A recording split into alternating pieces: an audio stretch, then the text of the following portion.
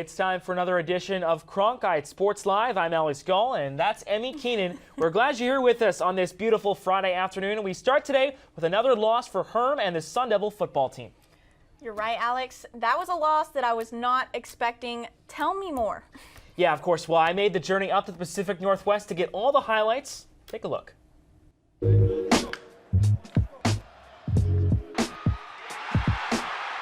Still in search of bowl eligibility, ASU football trekked up to Corvallis on Saturday for a date with the Oregon State Beavers. But those high hopes would be chopped down for the third straight week as the Beavers used an offensive explosion to narrowly edge the Devils 35-34. It wasn't a lack of offense that doomed the Devils, with Jaden Daniels notching his fourth 300-yard passing performance of the season. Rather, it was a late-game decision that sealed ASU's fate. Points and touchdowns weren't at a premium in Saturday's ball game, with both offenses combining for a total of 10 touchdowns in the contest. But when ASU needed points the most, they went for the risky gamble of going for the lead instead of going for the tie. Inside the final 2 minutes, Daniels found star wideout Brandon Ayuk for his third touchdown pass of the night, setting up a tie game barring the extra point. But that's where things took a turn, because head coach Herm Edwards decided to go for two. The conversion failed, but Herm didn't back down from his decision. If you kick it, you still got to stop them from scoring. I told the football team, I said, I'm not playing to lose, man. We fought uphill this whole game. When we got in there, I told them, I said, when you score, so we're going for two. I don't second guess myself on that one. The Sun Devils had their chances throughout the ball game, tying the score 4 separate times, but they never took the lead as Oregon State kept finding ways to get back in front. Beaver quarterback Jake Luton nearly tallied 300 yards of his own and gave ASU secondary fits all evening. Just trying to get the slump we in. Just trying to just work the details every day. And trying to just get the details perfect for the game, so when we come in the game, we can perfect everything, not start out slow, not have these big mistakes. The loss drops ASU to 5-5 on the season and keeps them, at least for the moment, out of bowl contention. Reporting in Corvallis, Oregon, Gaul, Cronkite Sports. From Corvallis to Tempe, Cronkite Sports reporter Jack Lauderay was at practice this week and has what you need to know. The last 4 games for the Sun Devil football team have been far from ideal, and the road doesn't get any easier, welcoming number 6 ranked Oregon here in the Sun Devil Stadium. There's problems all over this team that need to be addressed, but one of the biggest problems happens before most fans even sit down in their seats. And that problem is deficits. Past 3 games have been ugly in the first quarter, giving up 14 points each to Oregon State and UCLA, and a staggering 28 points to USC in the first quarter alone. And the concern is building, not only to fans, but to the coaches as well. You have to stop playing from deficits. Last 3 losses, our defense has given up about 28 points average in the first half. We're only scoring 14. In the second half of football games, our offense is scoring about an average of 17. We're only giving up 8 points. We got to get out of this deficit thing. We've been in too many deficits early, and we find our way climbing uphill in games, and that's never a good sign. You definitely don't want to get into deficits against these guys because they're very good on defense. In spite of being behind so many times this season, the final score is what matters. And ASU has been able to find some success late in games. There's been moments of comeback glory for ASU this season, with the likes of Washington State and Michigan State highlighting that category. That magic has stalled as of late. USC was the Joey Yellen interception. Oregon State was the failed 2-point conversion. There have been defining moments in each of these recent games, and ASU has fallen short. The lack of recent comeback ability may be for many reasons, but Edwards assures fans that he will do everything in his power to get back on track. Because we were in some situations where we should have won some games. We should not be 500 right now, but we are, and we got to improve on that. And that's my job, to try to make them understand that and try to get that done. And I'm gonna do everything in my power to do it. So that's all I can do. But comeback magic or not, the Devils are more successful with a lead, and leads have been far and few in between for ASU in this losing stretch. Reporting in the Sun Devil Stadium, Jack Lauderay, Cronkite Sports. On the heels of their 4th straight loss, the Devils will face arguably their toughest opponent yet this coming weekend, with college football playoff hopeful number 6 Oregon in town for a primetime 5:30 kickoff. Our reporters Gabe Swartz and Gareth Kwok are on hand to break everything down. For Arizona State to continue the success the Devils had against Oregon State, Rob Likens and company must continue to trust their signal caller. Whether it's been Joey Yellen or Jaden Daniels taking snaps at quarterback, the Sun Devils have had recent success throwing the ball deep down the field. Against USC, Frank Darby stretched the defense with a 61-yard score, while in Corvallis, Brandon Ayuk hauled in 10 catches for 173 yards and a score. If the Sun Devils want to pull off a playoff-altering upset on Saturday, they'll have to throw the ball deep to do so. Now over to Gareth Kwok with more on the defense. Thanks, Gabe. And while the offense has shown flashes, the Devils' defense has been very inconsistent starting right from the first quarter.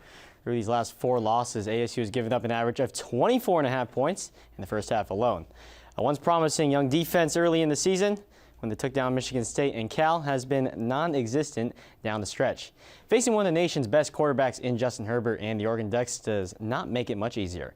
If the Devils have any chance in pulling off the upset, it must be physical against the Ducks offense right from the start, and a couple of turnovers will not hurt as well. The bottom line, it cannot let ASU's offense play from behind in the second half for the 5th straight game. Back to you guys at the desk. Thanks so much, Gareth. ASU football is still looking to establish a long-term foothold amongst the top teams in the country. But on the same day they lost to the OSU Beavers, another ASU athletic team claimed their 4th straight national championship. Dynasty? I think yes. Here's our Peyton Gallagher with the story on ASU Women's Triathlon.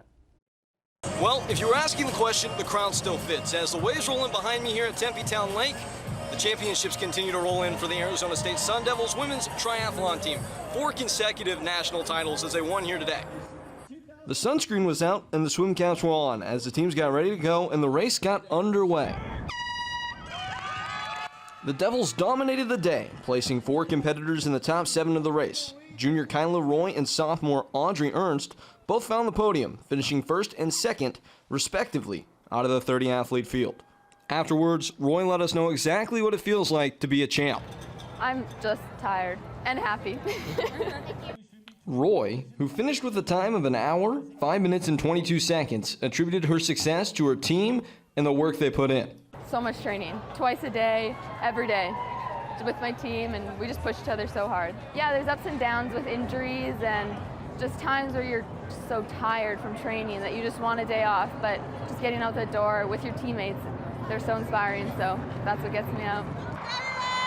Roy was not the only fast finisher for the Sun Devils, as she was embraced at the finish line 30 seconds later by teammate Audrey Ernst. Oh, it's crazy. I mean, I'm so blessed to be on this team. It's every single day at practice. It's just always, everyone's pushing each other. We're all competitors, but that just means that we're all, in it together every single day. Everybody's always giving their effort. Everybody wants it. I'm so happy to be able to come here and train here every day in such a beautiful place with all my best friends that I spend every day with, and then for it all to come together today was just unbelievable. When the dust had settled, the triathlon team had made a clear statement. Move over, innovation. There's a new dynasty in town. In Tempe, I'm Peyton Gallagher, Cronkite Sports. Thank you, Peyton. And after a disappointing showing in China, ASU men's basketball returned to the desert for their first 2 home games of the season. Behind 2 strong performances from freshman phenom Jalen House, Bobby Hurley and company put the smack down on both Central Connecticut State and Rider. After Sunday's win over the Bronx, Hurley spoke to the media about his squad's performance.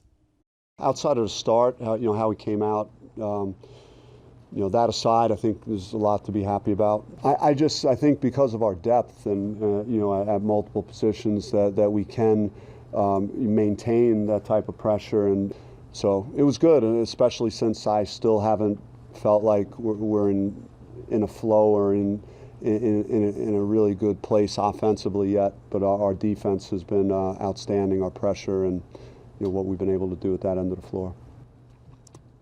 At this point 2 seasons ago, then freshman forward Kimani Lawrence suffered a foot injury that left him sidelined for the first half of the 2017-2018 season.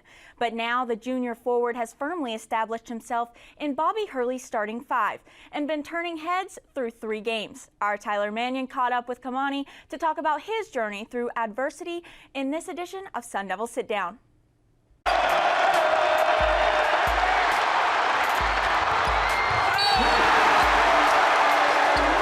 ASU junior forward Kimani Lawrence. You come into ASU, top 60 in the ESPN rankings, highly touted. What kind of pressure did that put on you coming in? I knew I had to make an impact right away.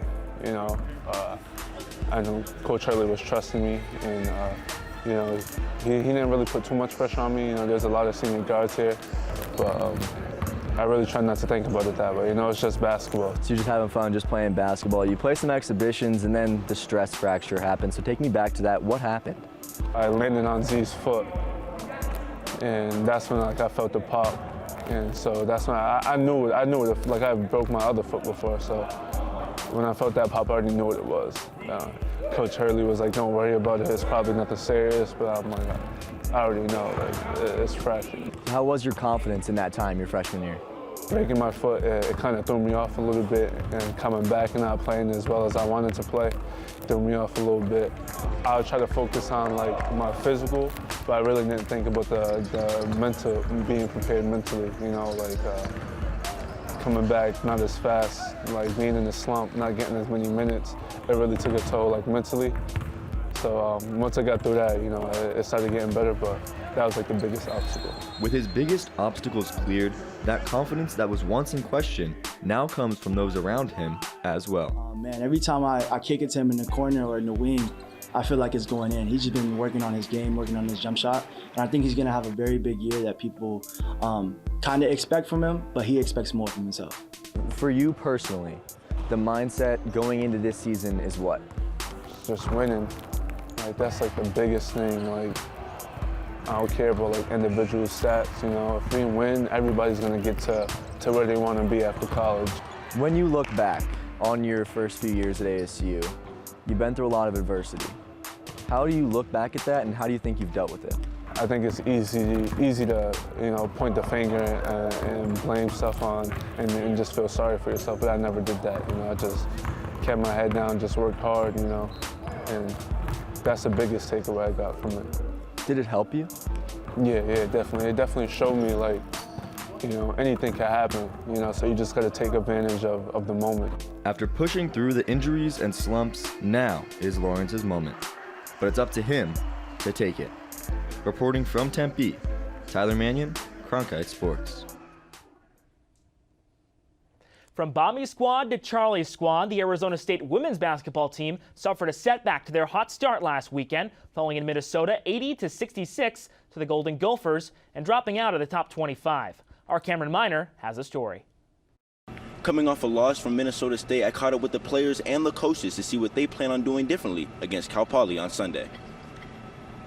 After winning their last two games, Arizona fell short against Minnesota last Sunday. It was made very clear that defense was the key issue of this loss, but the Sun Devils have been practicing all week to prepare themselves for their game against Cal Poly. Guard Taya Hansen and forward Jatavia Talley shared what they thought needs to improve going into the game.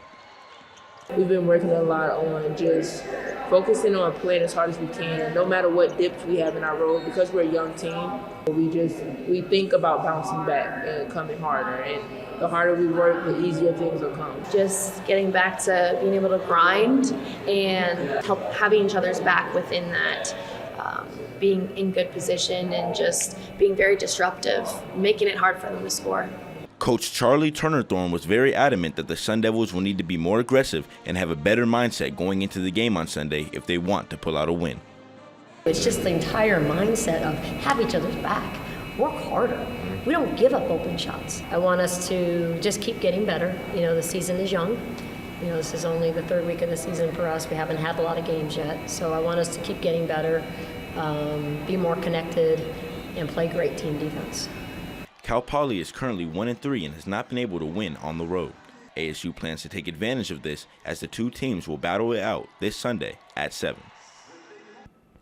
After a week of practice, the Sun Devils look to bounce back and get a win against Cal Poly. That's all from me. Reporting from Desert Financial Arena, Cameron Miner, Cronkite Sports. Staying with women's hoops, our Misha Jones is in studio with a film breakdown. Thank you, Emmie. Now, when you look at ASU's first two games against unranked Air Force and Army, it's the Sun Devils' on-ball pressure and off-ball defense that really created separation. Both Air Force and Army tried to slow down the tempo, and it just did not work out for them. So Let's look at this first clip here. We've got Kaylin Emmel handling the ball at the top. A lot of ball pressure from ASU in every game this season. And you see in the back, these 3 off-ball defenders are very ready to step in and help or to cut off Kaylin Emmel's passing angles as she tries to drive the paint and make something happen here. Each point guard you talk to is going to tell you that their coaches want them to find a way to get to that paint area and make something happen for their teammates. Emmel gets here, but Iris Mbalito is ready to take that charge. Great position for her, and the Sun Devils just made it very difficult for Air Force to make anything happen offensively with their pressure. And any point guard does not like to face that kind of pressure for 40 minutes of a basketball game. The second clip that we've got here from Army, the ball handlers in the same position can't get the ball off to any of her wing players. Firm denial from ASU's defense, finally gets the ball away, and Riley Richardson plays some great one-on-one defense here, forcing her man to the baseline, and eventually Jatavia Tapley isolates Army's big over in the corner. And as an offensive player, you never want your big to be stuck in the corner by themselves. You want to give them some help from the guard spot, but unfortunately there she wasn't able to. And once again, Riley Richardson, just some great stand-up defense. Look at ASU's help defense there. All eyes are on the ball. They're ready to get their hands in the passing lane. And then on this third clip that we've got from ASU playing against Minnesota, Brianna Sanders gets stuck in the backcourt here. She's in the same situation ASU has put their opponents in for both games of this season, and she can't get a pass off. She's got 10 seconds to get it across the timeline. Does not do that. Minnesota's got length and size and speed defensively that really does match up well with ASU, and gets that steal, and just, it's unfortunate, but if the Sun Devils want to knock off ranked opponents, which they'll have to do if they want to be successful in the Pac-12, they need to find ways to solve the same defensive pressure that they put on these other teams. We go from one net to the other because Sania Tomasevich and the ASU volleyball team is climbing up the standings. The Sun Devils claimed their 3rd straight conference victory last night over number 22 Washington State. And to break down that match and their postseason prospects, we begin WCSN volleyball analyst Claire Cornelius. Claire, how are you today? Great, thank you. So Claire, first of all, they had a 4-set win last night against Washington State. What was your main takeaway from that match? So from this match, it was a super close match. Cougars totaled 52 kills, Sun Devils totaled 49, and junior outside hitter Andrea Mitrovic had a great game, 11 kills for the Sun Devils. It was a special night for the seniors as it was senior night. All their families were there. Super special for the Sun Devils. And this game officially made them eligible for the NCAA tournament, which is super exciting. Great end to the match of the Washington State. Yeah, and Claire, of course, this team has gone through their ups and downs. You said they became eligible last night for the NCAA tournament. They have stabilized as of late. How have they improved throughout conference play? They started out conference play as a super inconsistent and unreliable team between not only every match, but every single set. And throughout conference play, they've really just improved and grown into a more steady force in the Pac-12. Freshman outside hitter Imani Sanovich has really proven herself to be a vital component of the Sun Devil offense. She's totaled double-digit kills in every road game since Stanford in October. And on the defensive side, senior libero Courtney Leffel has earned herself Pac-12's Defensive Player of the Week twice this season and has totaled 20-plus digs in the past 3 matches. Yeah, of course, and Claire, this team is now inside the top 64 rather of their RPI. Their team sheet shows a lot of similarities to a lot of fringe teams in the NCAA tournament from last year. What does the ASU team need to do this year to make sure they make the tournament? Right, so like I said earlier, the match against Washington State made them officially eligible for the NCAA tournament, so actually getting a spot really just means continuing their upward momentum and not falling prey to their old inconsistent habits.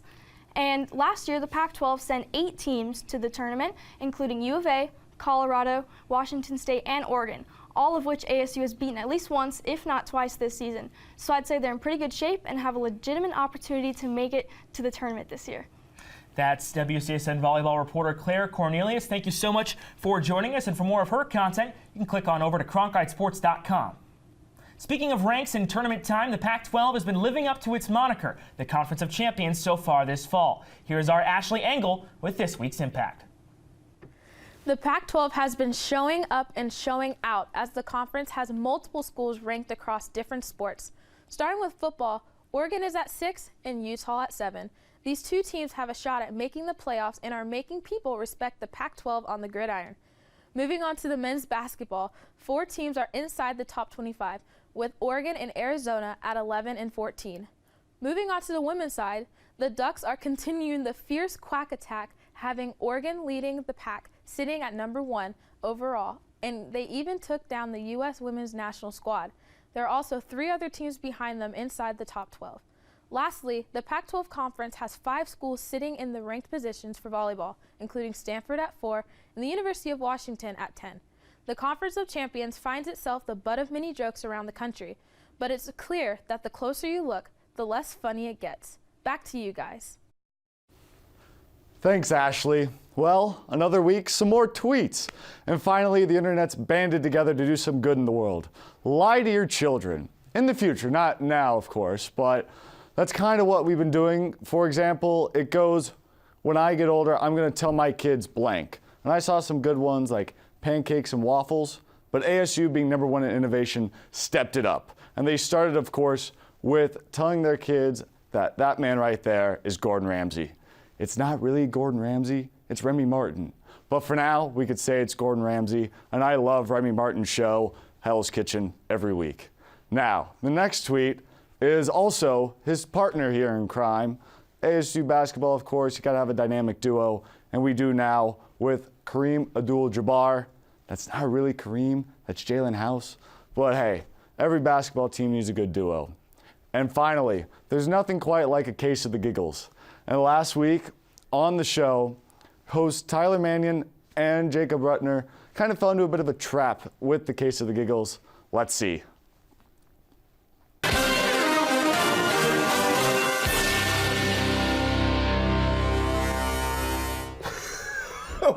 And we're live. Welcome into Cronkite Sports Live. That was awesome. And we're back. Here's Tyler Manion. I'm Jacob Rudner. Welcome into Cronkite Sports Live. Tyler, it's a surprise to be on today. How are you? It is a surprise to be on today, Jacob. What's not a surprise, though? Oh, and you're over there. Basketball season has returned, and then... That was awesome. I was just waiting to be and the intro. And we're live, and we're gone. Basketball season. Oh, this is fantastic. That is not the right spot in the prompter. No, it is not. There it is. There you go. I think that's We're going to have to scroll. That is the intro. Here we go. That is the intro. All right. Basketball season has returned, and so have we. Tyler Manion joined alongside Jacob Rudner. Jacob, yes. Surprised to be on the show today. Absolutely, I'm amazing. It's good to be here. It's good to be back with you. You know, it's always, and we're scrolling. What are we doing? What is going on? All right, we're going to go 6. Probably. There it is. There it is. All right, off we go. Going. It's just not there. I'm going to read from my script. Going back to last Saturday, Sun Devil Stadium was sold out for ASU's clash. Something teasing the different things coming up in the show.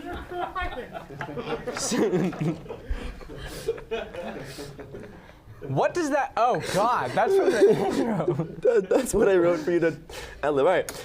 Going back to last Saturday, Sun Devil Stadium was sold out for ASU's clash with the Trojans. Our Jack Lauderay has more on the Tale of Two Halves. Wow. I'm going to tell my kids that was Colin Jost and Michael Shea. Now it's my turn to tease on what's next on the show as Mike McQuaid breaks down men's Sun Devil hockey. Thank you, Spencer. The Sun Devils return to the desert after splitting the series with Alaska Fairbanks. With another 2-week bye, let's compare schedule and statistics from last season. In 2018, they won 9 out of their first 12 games. So far this year, they have a record of 6-4. Offensively, they average 3.8 goals per game, half a goal better than this year. Defensively, the Sun Devil opponents found the back of the net 26 times in 12 games last year. But this year, the young defensive core is allowing more than half a goal more per game. When you compare the schedules side by side, Greg Power's team isn't afraid to take the best on in college hockey. In both seasons, the Sun Devil played 2 top 10 teams. Last year, they were swept by number 1 Ohio State and split the series number 6 Penn State. This year, the Sun Devils were swept by number 3 Minnesota State, and they swept number 9 at the time, the Quinnipiac Bobcats. The 2018 squad went 8 weeks without a bye. However, this season, the team has already had 2 bye weeks, currently on one right now. Having the bye week format this year may help in the long run, according to head coach Greg Powers. No, this couldn't come at a better time, and I mean that. I mean, we're banged up. We're banged up. For the first time in a few years, we're banged up. We have guys that, even outside of Phil and Gruber, that need some time, need some treatment to heal up. Powers mentioned they're in a really good place mentally as well, having won 5 out of the last 6 games coming out of the break. The Sun Devils face off against a 1-7 Vermont team before taking on the number 4 Devon Pioneers in the desert. Back to you guys. The Arizona State women's hockey team is now 10-2. We throw it over to Reed Harmon and Reagan Smith at Oceanside Ice Arena for some information about tonight's game against Utah. Thanks, Emmie. It's nice to be back in Tempe for the first time this season, especially for the women's hockey team. They currently hold a 10-2 record. Reagan, what's been the impact for them this season to hold that 10-2 record? Yeah, of course. Well, whenever this team scores a goal, somewhere you got to be like, did a freshman help score that? Did they get an assist? Did they actually score the goal? And more often than not, that tends to be a case. You're seeing right now the graphics that show that these are the top 3 freshman scorers. You know, it's Andy Main, it's Taylor Northcott, and Abby McGee, and 2 of them are defensemen, and they're not just getting the assists like you normally expect a defenseman to get. They're also scoring goals. Northcott's 6 goals and only 3 assists. So this team, these players, these freshmen can do just about anything on the ice when they put their mind to it. And so far with the 10-2 record, they've done just that. Yeah, and you're going to be able to watch those freshmen tonight at 5:40 on the Waltho Cronkite Sports Network Facebook live stream. You'll catch Reagan and myself. Check it out. Thanks, guys. It's a big day on the mats as ASU wrestling is set to grapple with the number 1 team in the land. The Penn State Nittany Lions are at Desert Financial Arena, and for a preview of the duel, we send it over to our own Kelsey Khaleesi. Inside of Desert Financial Arena, under the lights, each wrestler is introduced. Being able to compete in Tempe is rare, and at a press conference Monday, 2-time national champion Zahid Valencia explained why he loves competing on his home mat. Having that kind of atmosphere, that energy, I mean, that's what I live for. This is why I do it. It's just so much fun having all those fans out there rooting you on. Friday, ASU wants to break attendance records as they host the number 1 team in the nation, the Penn State Nittany Lions.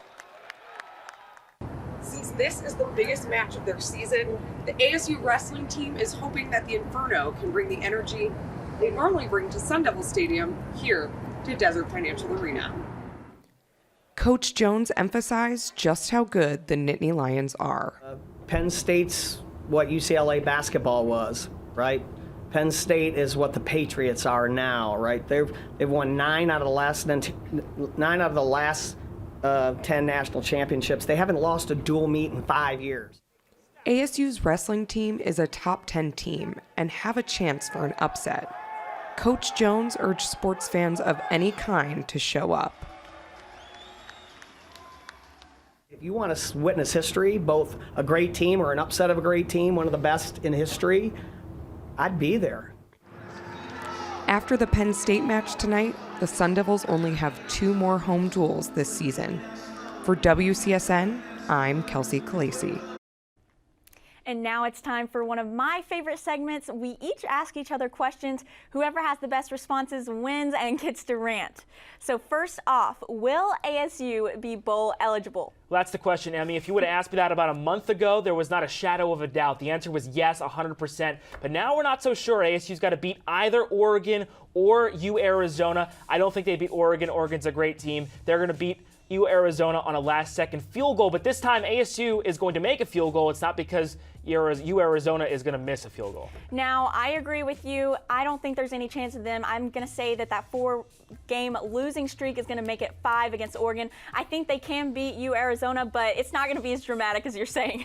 Yeah, I don't think so either, Emmie. And we'll move now to the basketball court. Can ASU women's basketball get a comeback victory on Sunday and beat Cal Poly? Well, I think it's early in the season. Charlie Turner-Thorne, she really preaches that discipline, that determination within her players. Even the girls after the Michigan game or the Minnesota game, they were still saying, hey, we need to get that discipline in our practices. It's early. They can get it. I mean, Yeah, I think Minnesota is a better team than the 3 teams that they have played, Army and Air Force, and then, of course, Cal Poly on Sunday. So I definitely think they're going to get the score, and they're going to get a lot of points. They're going to fast break them as well. They've had 3 games so far this season where they've had over 20 fast break points. So I think it's going to happen. I think they're going to get it done on Sunday. All right, and a fun one. What ASU coach would you invite to your Thanksgiving dinner, Alex? Oh, that's the question. I mean, there's so many good options. You could talk about Bobby Hurley. You could talk about Herm Edwards. But I'm going to go for a little bit of an untraditional pick, an ASU defensive coordinator, Danny Gonzalez. That man knows his stuff. I could imagine having a conversation with him about football, about life, about anything. You could ask that man about one specific play, about a football game, and you could go into every single instance of that play the entire season. The guy has a wealth of knowledge. He would be a lot of fun to sit down with at the Thanksgiving table. All right, and I guess I'm going with Charlie. I mean, I don't even have an explanation. It's just Charlie. You have to invite her. You have to. All right, I mean, now we gotta see who our producers, going Alex to win? and Troy, back in the studio. I'm 4-0. Yay! I win. Lindsay Ellis and her hockey team, they're now 10-2, like I mentioned earlier. But I think it's time to really give them that recognition they deserve. They have players like Danielle DuPont. She is number 8 in top scoring, and then Kat Jones not far behind her. I think it's safe to say that ASU is a hockey school, and that's the way it is. Excellent, Emmie. Now we'll move right into top plays. 3 of them on the docket for you. The first one coming from last night. Number 3, ASU volleyball. It's the first set, and ASU is going to get the victory here, 25-23. It's the seniors. It's Jada Burst for the kill. And ASU takes down number 22, Washington State, but a big night for ASU seniors.